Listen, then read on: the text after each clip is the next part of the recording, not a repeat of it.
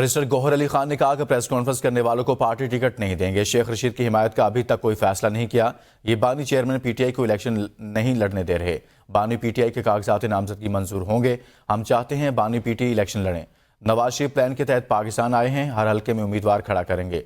उम्मीदवारों के कागजात नामजदगी मंजूरी दुश्वारी का सामना है। सारे प्रोसेस को कौन दागदार कर रहा है? हॉर्स ट्रेडिंग करना आइन और कानून की खिलाफ वर्जी है।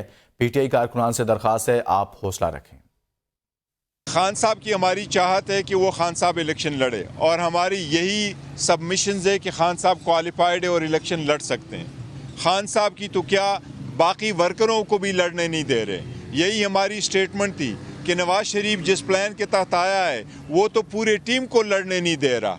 देखिए, शेख रशीद साहब की वो अपनी पार्टी और अपने पार्टी से जो है वो से इलेक्शन लड़ रहे हैं। अभी उस सिलसिले में कोई फैसला नहीं हुआ कि किसी और पार्टी को किसी सपोर्ट करना है कि नहीं। फिलहाल पीटीआई का इरादा यही है कि हर कंस्टिट्यूएंसी पे हम इलेक्शन लड़ेंगे, अपने नुमाइंदे खड़े करेंगे और कोई सीट खाली नहीं छोड़ेंगे।